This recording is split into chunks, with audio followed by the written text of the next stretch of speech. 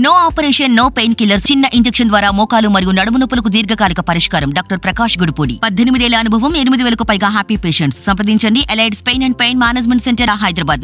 ధనిక రాష్ట్రమైన తెలంగాణ పూర్తిగా అప్పుల్లో మునిగిపోయిందని కాంగ్రెస్ ఎమ్మెల్యే మదన్ మోహన్ ఆరోపించారు. సుమారు 1,00,000 మంది రేషన్ కార్డుదారులు ఉన్నారని, అలాంటప్పుడు ఎలా ధనిక రాష్ట్రం అవుతుందని ప్రశ్నించారు. బీఆర్ఎస్ హయాంలో సామాన్యులు ఇబ్బంది పడ్డారని విమర్శించారు.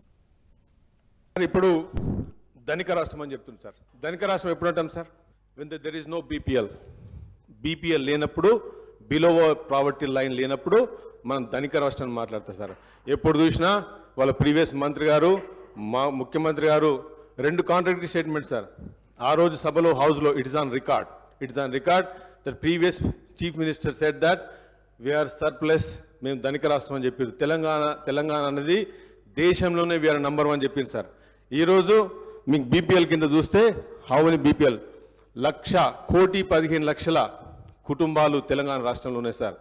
ధనిక రాష్ట్రం అని చెప్పి ఒక మిత్ క్రియేట్ చేసింది సార్. ఇదంతా టోటల్ మిత్. ఈరోజు ధనిక రాష్ట్రం కాదు సార్ ఇది. వాళ్ళ కుటుంబం ఎవరైతే ధనిక రాష్ట్రం వజ్రాలు వచ్చినాయి సార్, మా కుటుంబంలో రాలేదు. సామాన్యుడిగా మిగిలిపోయింది sir. This is a very unbalance situation.